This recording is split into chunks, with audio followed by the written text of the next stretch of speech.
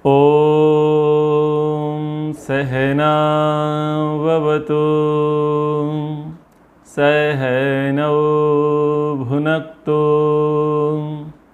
सह वीर्यं करवावहै तेजस्विनावधीतमस्तु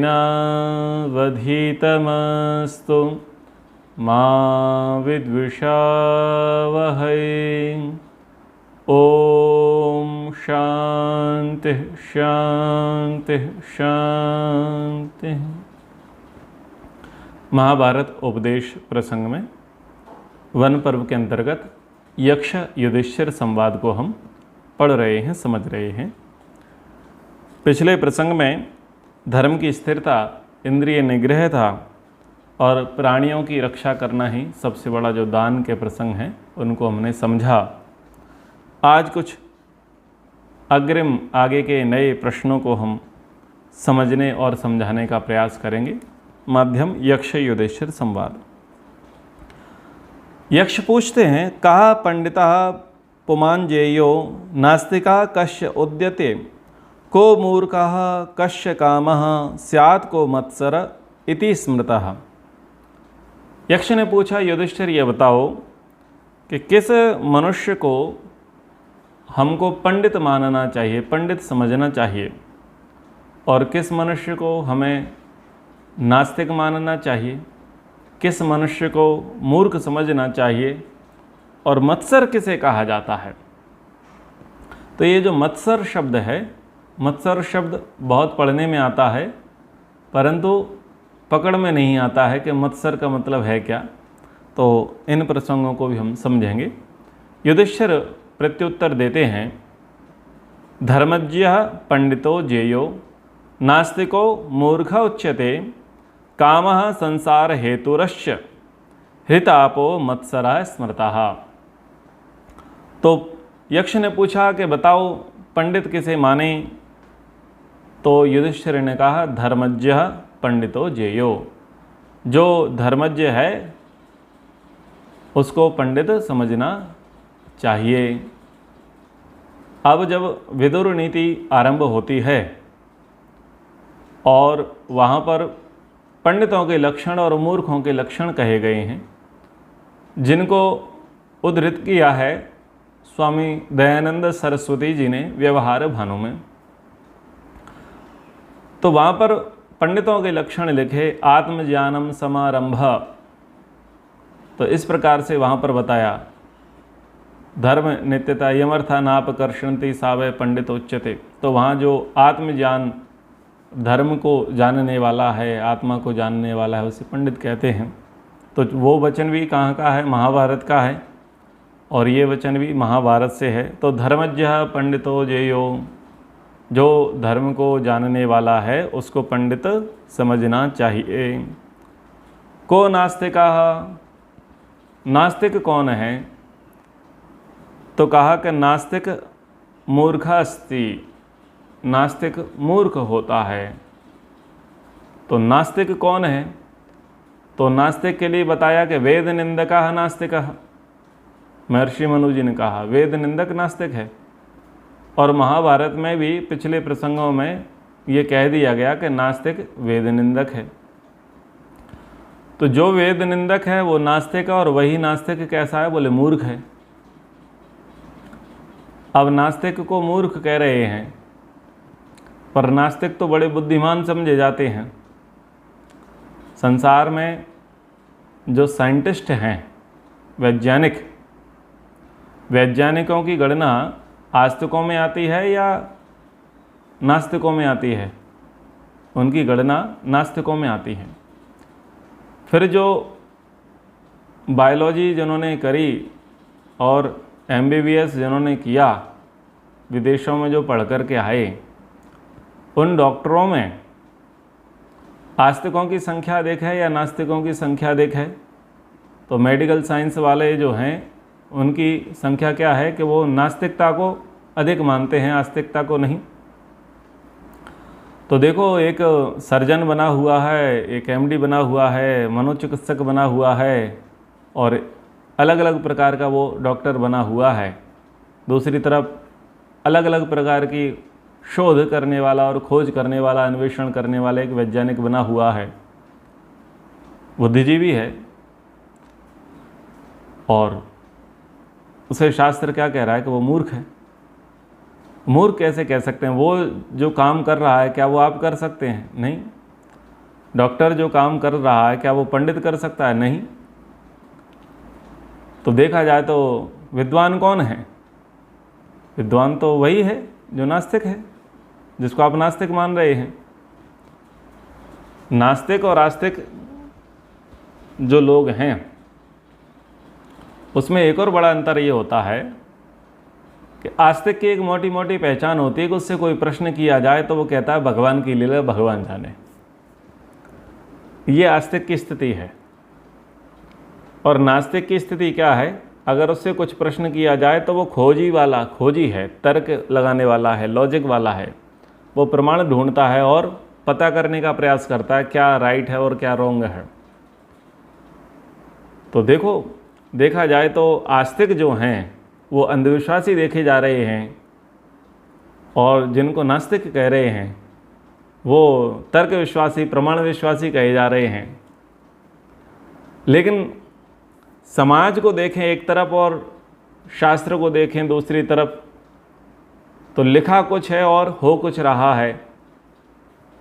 तो दृष्टि किसकी बड़ी माननी चाहिए? समाज में जो प्रत्यक्ष दिखाई दे रहा है, और प्रत्यक्ष के लिए कहते हैं कि प्रत्यक्ष के लिए प्रमाण की आवश्यकता नहीं होती, तो लिखे हुए को माने या देखे हुए को माने।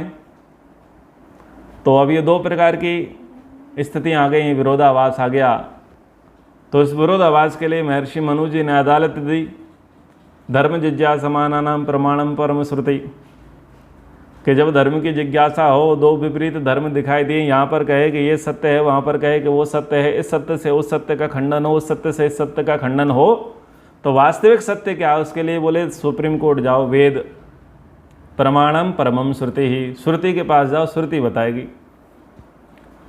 तो श्रुति ये कह रही है कि नास्तिक वेद निंदका। क्या कह रही है? कि नास्तिक है वेद निंदक, यानी जो वेद को नहीं मानता वो नास्तिक है, वो मूर्ख है। यानी कौन मूर्ख है? जो अविद्या में रत है वो मूर्ख है। केवल शरीर में रत है, रस रक्त मांस मेद मज्जा अस्थि वीर इनमें लगा है, हड्डियों में लगा है, पार्टिकल्स की खोज करने में लगा है, भौतिकता में जी रहा है, उसी के खोज में, उसी के शोध में लगा हुआ है। लेकिन अंतर्मन का कोई शोध नहीं है, अंतर्मन की कोई खोज नहीं है, अंतर्मन का कोई ज्ञान नहीं है, जीवन मृत्यु का कोई विशेष ज्ञान नहीं है। तो वो कौन है? बोले वो मूर्ख है, जो आत्म तत्व और परमात्म तत्व की खोज नहीं कर पा रहा। मन की शांति कैसे हो, बुद्धि को शुद्ध पवित्र कैसे बनाया जाए, अपने कर्मों को कैसे ठीक किया जाए, अपने चिंतन को कैसे ठीक किया जाए, जो इस पर नहीं सोच पा रहा है, बोले वो कौन है? बोले मूर्ख है। तो वो ऐसा कौन कर सकता है? जो आस्तिक होगा, यानी जो वेद पर आस्था रखेगा। जो वेद पर आस्था रखेगा वो आत्मा परमात्मा का चिंतन कर पाएगा, मन बुद्धि को धर्म के मार्ग में चला पाएगा, इंद्रियों के निग्रह कर पाएगा, वो दया परोपकार के आदि कार्य कर पाएगा, वो सारे कार्य कर पाएगा। और वो सारे कार्य डॉक्टरी करते हुए, वो सारे कार्य अनुसंधान करते हुए कर पाएगा। बोले ये कैसे संभव है? तो चरक सुश्रुत धन्वंतरी ये कौन थे? ये आस्तिक थे या नास्तिक थे? ये सब आस्तिक लोग थे। ये सब आयुर्वेद पढ़े हुए थे, आयु का वेद पढ़ा हुआ था उन्होंने। ये सब धनुर्वेद पढ़े हुए थे, युद्ध विद्या को पढ़े हुए थे। तो देखो उसमें धर्म की चर्चा है। वो वैशेषिक पढ़े हुए थे। वैशेषिक में क्या है? सब भौतिक है, फिजिक्स है, केमिस्ट्री है। लेकिन वो लोग आस्तिक थे, और वो दीर्घजीवी ऋषि थे, रिसर्च स्कॉलर, दीर्घजीवी थे। ये हमारे जो साइंटिस्ट हैं वो तो अल्प आयु वाले हैं, शतायु हैं अधिक से अधिक, परंतु जो हमारे पूर्वज साइंटिस्ट मनीषी रहे वो तो दीर्घजीवी रहे, 200, 300, 400 वर्षों तक जीने वाले। और सबसे ज़्यादा अनुसंधान पाश्चात्य वैज्ञानिकों ने नहीं किया। सबसे ज़्यादा अनुसंधान जो किया वो किसने किया? भारतीय वैज्ञानिकों ने किया, यानी भारतीय ऋषि, भारतीय मनीषियों ने कहा, जिनको आधुनिक भाषा में हम साइंटिस्ट कह सकते हैं, वैज्ञानिक कह सकते हैं। तो उन्होंने भूत को भी जाना और अध्यात्म को भी जाना, बाहर भी जाना, भीतर भी जाना, सबको जाना। किसके माध्यम से जाना? वेद के माध्यम से जाना। उन्होंने प्रकृति के तत्व को भी खोजा और आत्मा के तत्व को भी खोजा। दोनों को खोजने का उन्होंने एक सफल प्रयास किया और उसमें वो सफल भी हुए। इसलिए विद्वान कौन है? विद्वान वो है जो आत्मा परमात्मा का विवेचन कर सके। मूर्ख वो है जो आत्मा परमात्मा का विवेचन ना कर सके। वो ईंट, गिट्टी, पत्थर, रेत, सीमेंट और हड्डी, मांस, लोथड़े और इन्हीं का जो खोज करने में लगा है, इन्हीं को जो देखने में लगा है, वो मूर्ख है। तो इस प्रकार से नास्तिक को वेद निंदक कहा और वेद निंदक मूर्ख है। तो मूर्ख यानी अविद्वान। क्यों? क्योंकि उसका परलोक, परजन्म कैसा नहीं होगा? सुखी नहीं होगा, अच्छा नहीं होगा, भद्र नहीं होगा। उसको निःश्रेयस की प्राप्ति नहीं होगी। अविद्या तो हो सकता है पर निःश्रेयस की प्राप्ति उसे नहीं होगी, इसलिए मूर्ख कहा।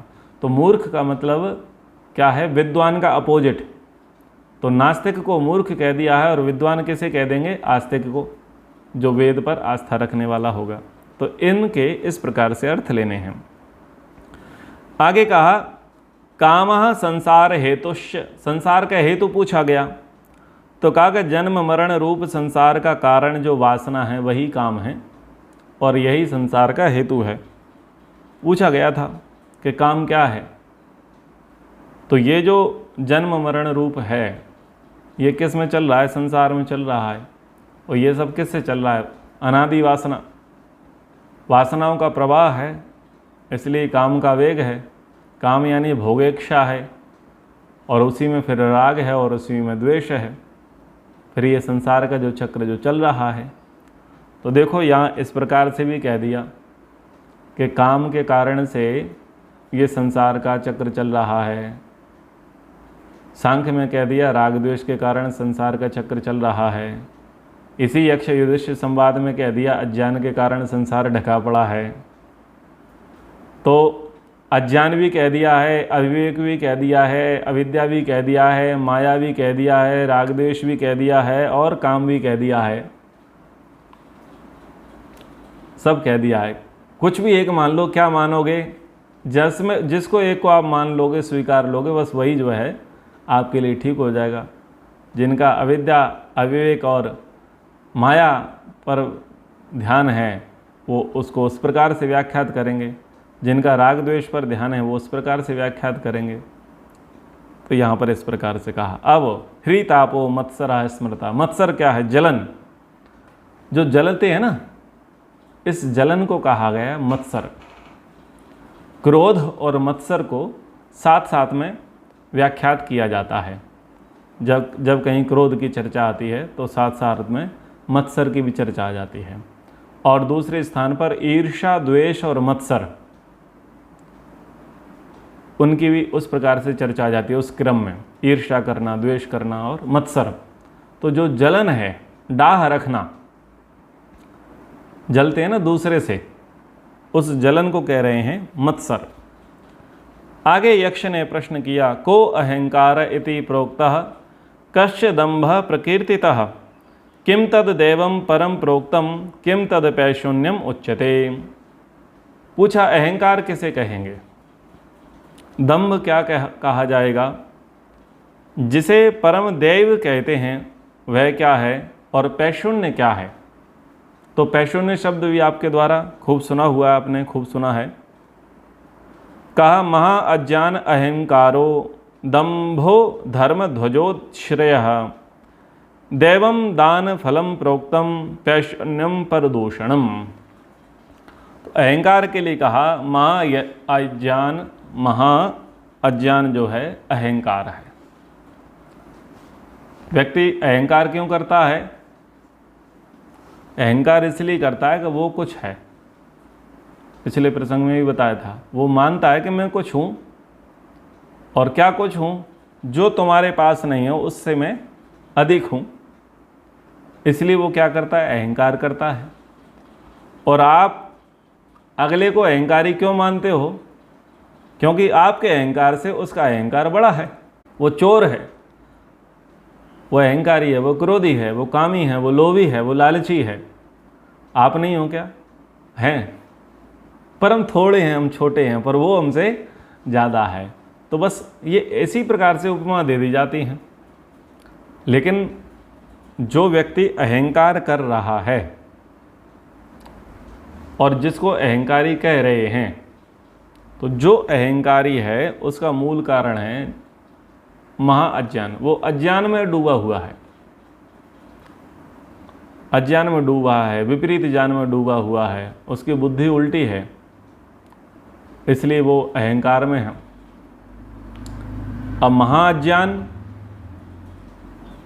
तो चाहे अज्ञान कह लो या अविद्या कह लो,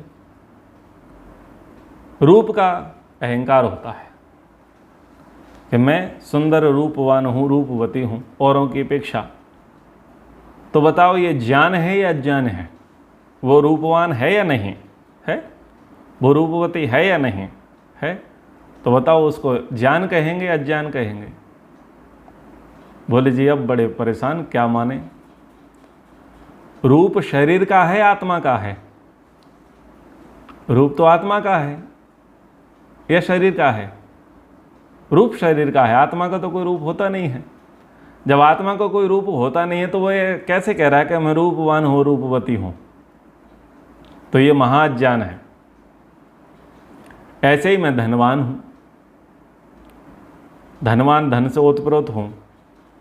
ऐसे ही मैं बड़ा हूँ, अब मैं आयु में बड़ा हूँ। बड़े होने का भी अपना अहंकार होता है।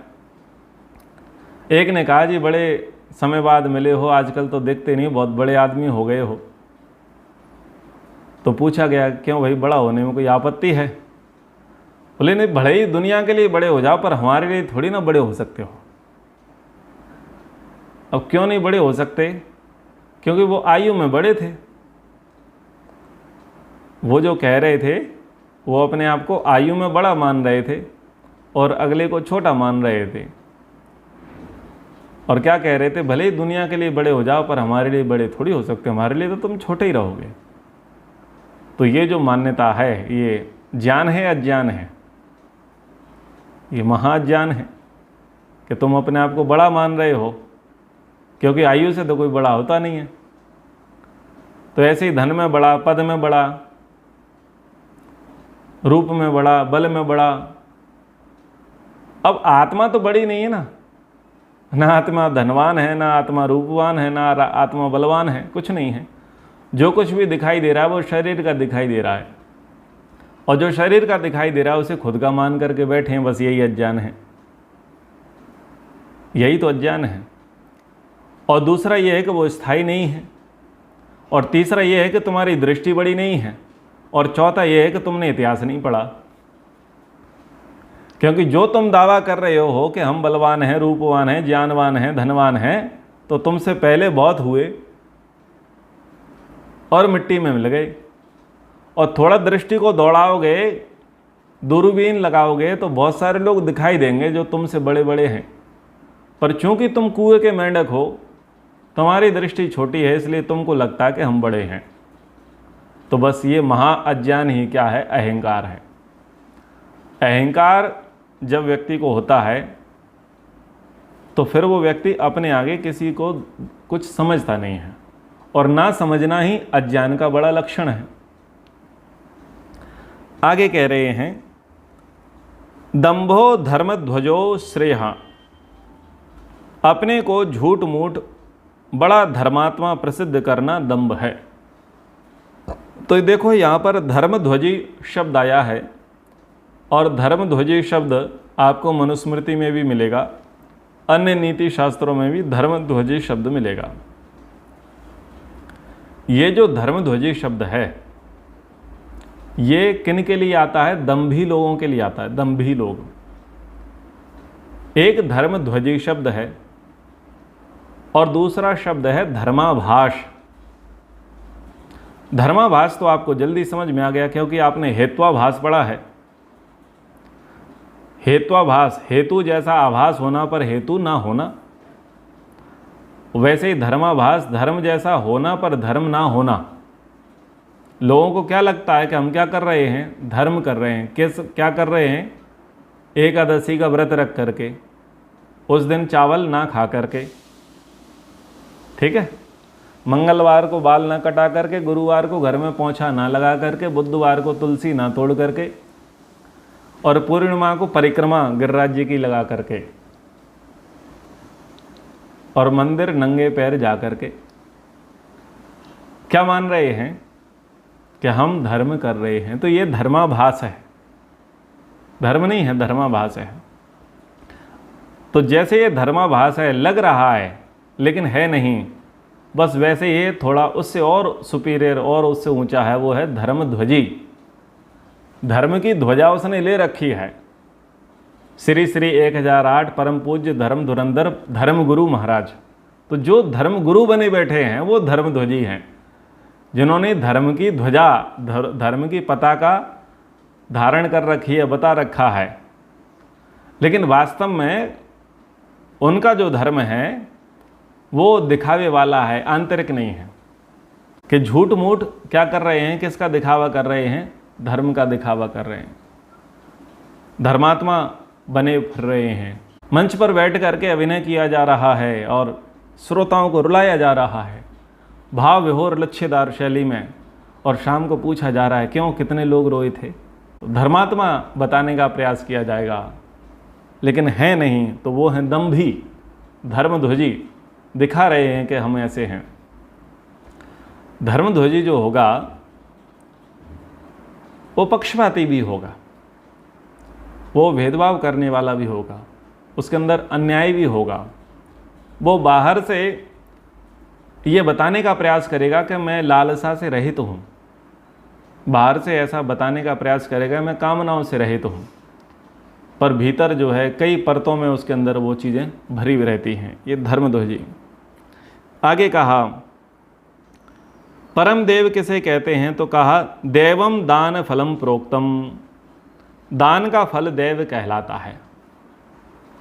देव, दान का फल देव, देव को क्या कहते हैं? भाग्य कहते हैं। देव को भाग्य कहते हैं अलग अलग जगह पर। तो दान का फल क्या है? वो आपका भाग्य बनाता है, आपके सुकर्म बढ़ाने वाला होता है, आपको अच्छा जो है जन्म देने वाला होता है। दान आपके लिए पुण्यकारी होता है, दान आपको सत्कर्म सन्मार्ग दिखाने वाला होता है, तो उसको दान को यहाँ देव कहा। पैशुन्यम प्रदूषणम, और दूसरों पर दोष लगाना पैशुन्य है। पैशुन्य यानी चुगली, चुगली करते हैं ना, दूसरों पर दोषारोपण करना, तो उसको पैशुन्यता कहा। निंदा क्या है? जो जैसा हो उसे वैसा ना कहना, वो निंदा। और पैशुन्यता क्या है?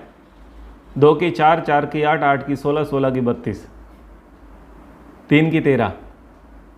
चुगली करना, अतिशयोक्ति में करना या दूसरे प्रकार से करना, चुगली करना, कान भरना, तो उसको पैशुन्यता कहा गया है। आगे यक्ष ने पूछा धर्मस्य अर्थस्य कामस्य परस्पर विरोधिनः ऐसाम नित्य विरुद्धानाम कथम एकत्र संगमः। धर्म, अर्थ और काम ये सब परस्पर विरोधी हैं। इन नित्य विरुद्ध पुरुषार्थों का एक स्थान पर संयोग कैसे हो सकता है? तो अब जो यक्ष के प्रश्न हैं वो बड़े प्रश्न हैं, और उनके उत्तर एक श्लोक में ना होकर के एक से अधिक श्लोकों में उत्तर यहाँ पर युधिष्ठिर के द्वारा दिए गए हैं। तो यक्ष ने पूछा कि देखो, धर्म, अर्थ और काम ये जो 3 चीज़ें हैं, चौथा है मोक्ष। देखा जाए तो ये चारों, यहाँ पर 3 की चर्चा की तो ये तीनों ये परस्पर विरोधी हैं। धर्म अलग होता है, अर्थ अलग होता है और काम अलग होता है। धर्म और अर्थ के संबंध में एक बात कही जाती है कि वो बड़ा भाग्यशाली व्यक्ति हो जिसको धर्म और अर्थ बराबर मात्रा में प्राप्त हो जाए, और वो अपवाद स्वरूप ही हुई होगा। दुनिया में ऐसा बहुतायत होगा कि धार्मिक जो जितना अधिक होगा वो अर्थ में उतना कमज़ोर होगा, जो अर्थवान जितना अधिक होगा वो धर्मवान उतना कम होगा, क्योंकि ये दोनों जो है एक साथ दोनों को प्राप्त नहीं हो सकते। दोनों चीज़ें ये एक साथ किसी व्यक्ति को प्राप्त नहीं हो सकते। और काम कैसा है? काम है भोग, अर्थ है संग्रह और काम है भोग, तो इनका भी कोई मेल नहीं है। धर्म और काम का भी मेल नहीं है। धर्म और अर्थ और काम का भी कोई मेल नहीं है, दोनों में 36 का आंकड़ा है। ये तीनों बराबर बराबर रूप से किसी व्यक्ति के सहयोगी हो पाना बड़ा कठिन है। तो बताओ, जब परस्पर विरोध है तो इनका संयोग कैसे किया जाए, कैसे इनको सुनियोजित किया जाए? बहुत अच्छा उत्तर युधिष्ठिर देते हैं, यदा धर्मस्य भार्या च परस्पर वशानुगौ तदा धर्म अर्थ कामानाम त्रयाणाम अपि संगमः। बोले इन तीनों का संगम एक ही चीज से हो सकता है, उसका नाम है पत्नी। पत्नी के बगैर धर्म अर्थ और काम इनका संगम नहीं हो सकता, इसका समायोजन नहीं हो सकता, इनका संयोग नहीं हो सकता। इन तीनों को व्यवस्थित रूप से व्यक्ति अपने जीवन में धारण नहीं कर पाएगा। जब धर्म और भार्या ये दोनों परस्पर अविरोधी होकर मनुष्य के वश में हो जाते हैं, मनुष्य यानी पुरुष, तो पुरुष के वश में धर्म भी हो और भार्या भी हो। भार्या यानी जीवन संगनी पत्नी, पत्नी और धर्म दोनों उसके वश में हो, यानी वो धर्मानुष्ठान भी करने वाला हो और पत्नी भी पति के अनुकूल चलने वाली हो और धर्म कार्यों में पत्नी पति की सहभागी हो। अच्छा, पत्नी के लिए क्या कहा कि धर्म क्रिया करने में कुशल, धर्म का कार्य करने के लिए जिम्मेदारी किसको दी गई है? गृहस्थ के अंतर्गत पत्नी को दी गई है। महर्षि मनु जी ने कहा कि धर्म के कार्य करने की जिम्मेदारी पत्नी की है, अर्थ का कार्य करने की जिम्मेदारी बोले पति की है। तो अगर कोई पति जो है धार्मिक है और यदि उसकी पत्नी पति के अनुकूल चलती है और वह भी धार्मिक है, तो पत्नी के अनुकूल होने पर और धर्म भी उनके अनुकूल है, प्रतिकूल नहीं, यानी जो धर्म का वो अनुष्ठान कर रहे हैं, जो व्रत या संकल्प उन्होंने लिया वो उनका बहुत अच्छे प्रकार से चल रहा है। तो ऐसे में धर्म अर्थ काम इन तीनों का परस्पर विरोध होते हुए भी पुरुषार्थ के साथ एक साथ रहना और एक साथ संयोग संभव है, क्योंकि अर्थ की जिम्मेदारी भी पत्नी को दे रखी है और पत्नी से ही काम की सिद्धि है। तो जब पत्नी धार्मिक मिल गई और पति पहले से धार्मिक है तो उस घर में धर्म की भी वृद्धि हो जाएगी, उस घर में अर्थ की भी वृद्धि हो जाएगी और काम का भी कोई अभाव नहीं होगा। पर आधार कौन है? पत्नी है। तो ये बड़ी बात इन्होंने कही। आगे, अक्षयो नरकः केन प्राप्यते भरतर्षभ एतन में प्रक्षतः प्रश्नम तत्शीघ्रम वक्तुम अर्हसि। यक्ष ने पूछा कि हे भरत श्रेष्ठ, अक्षय नरक यानी दुख किसे प्राप्त होता है? मेरे इस प्रश्न का उत्तर शीघ्र दो। अक्षय नरक का मतलब जिसका क्षय ना हो, भयंकर भीषण नरक, जिसको कहा अंधेन तमसावृतः, गहरे अंधकार में लोक, यानी अनंत दुख। अक्षय नरक कैसा? अनंत यातनाएं, अनंत दुख। तो ये किस व्यक्ति को प्राप्त होता है? कैसे पुरुष को ये अक्षय नरक प्राप्त होते हैं? तो युधिष्ठिर कहते हैं, ब्राह्मणम स्वयं आहूय याचमानम अकिंचनम पश्चान्न अस्तीति यो ब्रूयात इति यो ब्रूयात सो अक्षयम नरकम व्रजेत। तो कह रहे हैं कि जो पुरुष भिक्षा मांगने वाले किसी अकिंचन ब्राह्मण को स्वयं बुलाकर फिर उसे ना कर दे, वह अक्षय नरक को प्राप्त होता है। तो ये पहला एक कारण दिया। एक अकिंचन है, अकिंचन जिसका कुछ नहीं है, जो भिक्षावृत्ति है, आकाशीय वृत्ति वाला है, ब्राह्मण है और अच्छा ब्राह्मण है, तपस्वी श्रद्धावान ब्राह्मण है, और उससे कहा कि आप भिक्षा के लिए इधर उधर क्यों भटकते हो, कभी प्रभु आप हमारी कुटिया में भी पधारिए, हम गृहस्थों को भी कुछ सेवा करने का अवसर दीजिएगा, हमको भी अतिथि यज्ञ करने का कभी अवसर दीजिएगा। अब ब्राह्मण को कह दिया कि आप कभी आइएगा, हमें भी कुछ सेवा करने का अवसर दीजिएगा, और ब्राह्मण आ गए और उन्होंने कहा जी अभी तो अनुकूलता नहीं है। इसको आधुनिक तरीके से ले सकते हैं कि आपने कहा कि स्वामी जी आइए कभी घर पर, ठीक है, गुरुजी कभी आइएगा, हम भी चाहते हैं आपके दर्शन लाभ लेना, आपके चरण हमारे घर में पड़ें और हम भी आपकी कुछ सेवा कर सकें, हम भी आपका अतिथि सत्कार कर सकें। उन्होंने कहा मैं मीरा रोड पर हूँ और आप दहीसर में रहते हैं, और उन्होंने फ़ोन किया हम आ रहे हैं, बोले अनुकूलता नहीं है। तो ये है अपमान। एक तो आपने आमंत्रित किया, बताया, और वो आ भी गए और बोले यहाँ पर हैं, और वहाँ पर मना कर दिया कि अनुकूलता नहीं है, कुछ भी कह दिया अनुकूलता नहीं है। तो ये है अक्षय नरक। बुला दिया है और बुला करके फिर क्या ना कर दिया, मना कर दिया। और दूसरा लो, कोई अर्थ में कमज़ोर व्यक्ति दिखाई दिया, गरीब दिखाई दिया, आपको किसी प्रसंग में वो व्यक्ति मिल गया, आपने कहा कुछ भी कमी हो, कुछ भी परेशानी हो, तो आप निसंकोच होकर के बोल देना, चले आना, ये मेरा कार्ड लो। ऐसे बोल देते हैं बहुत सारे लोग। क्यों बोल देते हैं? या तो भावनाओं बोल देते हैं, या 10 लोगों को दिखाने के लिए बोल देते हैं। और फिर वो व्यक्ति आ जाता है किसी दिन आशा उम्मीद लेकर के कि चलो उन्होंने मुझे बताया था कि कभी भी आपत्ति आए तो, कुछ धनाभाव हो, परेशानी हो तो मैं आ जाऊं। लेकिन वो जाता है बड़ी आशा के साथ और बोले वो है नहीं, बाहर गए हैं, या भी अनुकूलता नहीं है या उपलब्धता नहीं है, तो वो निराश होकर के चला जाता है। ये दूसरा प्रकार का। तीसरा प्रकार का ये है कि कोई नेता आता है और आश्वासन दे देता है, आश्वासन दे देता है, ठीक है आ जाना और कर लेंगे, बस चलो चलो मैं आता हूं, तुम पीछे पीछे आ जाना। जनता बेचारे कुछ लोग होते हैं वो पीछे पीछे चल पड़ते हैं, विधायक के पीछे, सांसद के पीछे, सरपंच के पीछे, नेताजी के पीछे, और वहां पर जाकर के बोले कुछ काम लग गया, वो दिल्ली निकल गए, कुछ अर्जेंट आ गया, कुछ बीमार हो गया, कोई मर गया, कोई ये हो गया, कोई वो हो गया, मिनिस्ट्री से काम आ गया,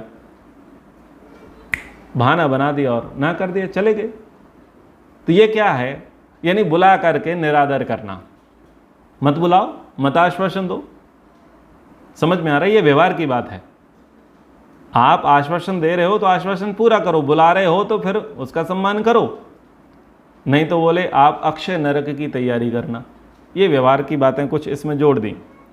वेदेषु धर्मशास्त्रेषु मिथ्या यो वे दुजातिषु देवेषु पितृधर्मेषु सो अक्षयम नरकम व्रजेत। जो पुरुष वेद, धर्मशास्त्र, ब्राह्मण, देवता और पितृधर्मों में मिथ्या वृद्धि रखता है वह अक्षय नरक को प्राप्त होता है। तो जो पुरुष वेद में, धर्मशास्त्रों में, ब्राह्मणों में, देवताओं में जो पूज्य लोग हैं, और पितृधर्मों में यानी जिनको पितृ कह रहे हैं, उनमें मिथ्या बुद्धि रखता है वह अक्षय नरक को प्राप्त होता है। मिथ्या, उल्टा सोच करके, वेद के विषय में जिसने अलग ही विचारधारा बना रखी है, धर्मशास्त्रों के विषय में जिसकी अलग ही धारणा बनी है, ब्राह्मणों के विषय में, देवताओं के विषय में, पितरों के विषय में उल्टी ही धारणा जिसकी बनी हुई है, उल्टी बुद्धि जिसकी चल रही है, बोले वो भी अक्षय नरक को प्राप्त होगा। अब ये देखा जाए तो ये बहुतों की है। बहुतों को सत्य मार्ग बताने का प्रयास किया जाता है, बहुतों को बताया जाता है भाई ये घर के देवता, बाहर के देवता, कुल देवी कुछ नहीं होता। पर नहीं जी, हमारी तो परंपरा है, कुछ भी हो जाए, तुम भले ही सत्य कह रहे हो पर हम मानेंगे वही जो हम करते आए हैं। तो ये देवता में उल्टी बुद्धि है। क्योंकि ये शब्द इसलिए प्रयोग कर रहा हूं, ये सीधे समझ में आते हैं। घर के देवी देवता लोग मानते हैं, कुल देवी कुल देवता लोग मानते हैं। अब बोले पेट दर्द हो रहा है तो कौन कर रहा है? बोले देवता कर रहा है। बेटी बेटी हो रही है, बेटा नहीं हो रहा, बोले कौन कर रहा है? बोले देवता कर रहा है। आए दिन एक्सीडेंट हो रहे हैं, कोई इधर से गिर रहा है, कोई उधर से गिर रहा है, कहीं पैर फिसल रहा है, कहीं गाड़ी की टक्कर लग गई, कहीं कुत्ते ने काट खा लिया, बोले देवताओं का प्रकोप है। ये समाज में सबसे ज्यादा चलता है, देवताओं का प्रकोप है। पितृ रूठे हैं, पितृ रूठे हैं, दादाजी का चक्कर है, दादी का चक्कर है, भुआ माई का चक्कर है, वो कुंवारा मर गया उसका चक्कर है। ये मतलब हिंदी भाषी राज्यों में आप पूछो मत, ये कितना तगड़ा वाला चक्कर है। और इस चक्कर को समाप्त करने के लिए बस श्राद्ध पक्ष आ रहे हैं, तो सोचते हैं बस श्राद्ध पक्ष में बस सब तर जाएंगे, सारे चक्कर जो है नष्ट हो जाएंगे। तो पितृधर्म और देवताओं के संबंध में ऐसी उल्टी मान्यता चल पड़ी है। तो जो उल्टी बुद्धि रखा हुआ है वो भी अक्षय नरक हो जाएगा। भाई तुम सीधी बुद्धि रखो, पितृ ऐसा कार्य नहीं करते, देवता ऐसा कार्य नहीं करते, वेद ऐसा नहीं कहता। बोले तुम्हारा वेद, कई लोग ऐसे देखे, तुम्हारा वेद ये कहता है और मेरा वेद ये कहता है। भाई तेरा और मेरा वेद कौन सा हुआ? बोले तुम्हारे वेद में शांति पाठ ऐसे और मेरे वेद में शांति पाठ ऐसे। बोले ग्राम देवता शांति, स्थान देवता शांति। मैंने ऐसे खूब अपने परिजनों को, पड़ोसियों को सुनते हुए देखा, बोलते हुए देखा। ग्राम देवता शांति, स्थान देवता शांति। भाई कहाँ लिखा है भाई स्थान देवता शांति, ग्राम देवता शांति? वहाँ तो लिखा है देव शांति, अंतरिक्षम शांति। ऐसी कई कई प्रकार की बातें। और ब्राह्मण में उल्टी बुद्धि, मतलब जो ब्राह्मण है उसे ब्राह्मण नहीं मानना, जो ब्राह्मण है उसे ब्राह्मण नहीं मानना, जो ब्राह्मण नहीं है उसे ब्राह्मण मानना। उल्टी बुद्धि है। वेदों में तो जी स्त्रियों का विरोध है, वेदों में तो जी मूर्ति पूजा है, वेदों में तो जादू टोने टोटके हैं, वेद तो गड़रिया के गीत हैं। उल्टी बुद्धि है। तो जो उल्टी बुद्धि रखा हुआ है वो भी अक्षय नरक को जाएगा। ये कौन कह रहे हैं? हम नहीं कह रहे, व्यास जी कह रहे हैं। हम नहीं कह रहे, व्यास जी कह रहे हैं, भगवान व्यास कह रहे हैं। विद्यमाने धने लाभो लोभाद दान भोग विवर्जितः पश्चान्न अस्थिति यो ब्रूयात्सो अक्षयम नरकम व्रजेत। धन पास रहते हुए भी जो लोभवश दान और भोग नहीं करता और मांगने वाले ब्राह्मण आदि तथा न्याययुक्त भोग के लिए स्त्री पुरुषों को पीछे से यह कह देता है कि मेरे पास देने के लिए कुछ नहीं है, वह भी अक्षय नरक को जाता है। भगवान की कृपा से और स्वयं के पुरुषार्थ से पर्याप्त पैसा है, ठीक है, लेकिन कोई दान मांगने के लिए आ जाता है तो उसे नहीं देता। बच्चे आ जाते हैं, पत्नी आ जाती है, माता पिता आ जाते हैं, भाई बंधु आ जाते हैं, वो कहते हैं जी एक जोड़ी कपड़े दिला दो, बोले पैसे नहीं है। तो जो धन का ना तो दान कर रहा ना धन का भोग कर रहा, वो व्यक्ति भी अक्षय नरक को जाएगा। तो ये व्यवहार की बात है। अब देखो, बोलने मात्र से अक्षय नरक की प्राप्ति हो रही है।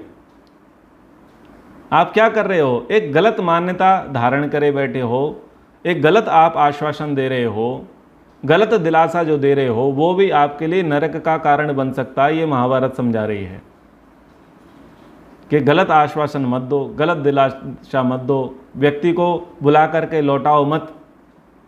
और धन है तो यदि दान मांगने कोई आया है और दान मांगने वाला योग्य है, धर्मार्थ दान मांग रहा है तो दान दो। परिवार का कोई सदस्य है, उसके पास कोई वस्तु नहीं है, अभाव है, और वो तुमसे नहीं मांगेगा तो पड़ोसी से तो जाके मांगेगा नहीं, तो है तो दो। अगर वो योग्य है, डिजर्व करता है, उसकी मांग जायज़ है, उसे दो। उसे जूते नहीं हैं, जो भी चीज़ें हैं। लेकिन कई लोग कैसे होते हैं? महाकंजूस होते हैं, ना तो वो दान करते ना भोग करते।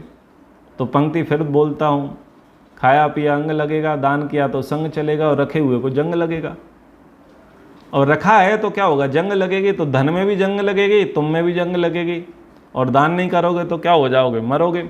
अच्छा, दान न करने वाले के लिए तो ऐसा कह दिया नीतिकारों ने कि भाई इसके दोनों पैरों में बढ़िया मोटा सा पत्थर बांधो और बीच नदी में ले जाकर के पत्थर सहित से डुबा दो। ऐसा कह दिया जो दान नहीं देता। वही पैसा है, देता नहीं है, बोले डुबा दो, ये धरती पर बोझ हैं। ऐसी ऐसी बातें करी गई हैं। तो आगे बहुत अच्छे प्रसंग, मतलब अभी से अभी तक जितने प्रसंग घटे हैं उनसे भी अच्छे प्रसंग अंतिम में यक्ष युधिष्ठिर संवाद में आने वाले हैं। तो उनको भी हम सुनेंगे, समझने का प्रयास करेंगे। अभी के लिए कक्षा को विराम करते हैं। एक बार ओम का उच्चारण। ओ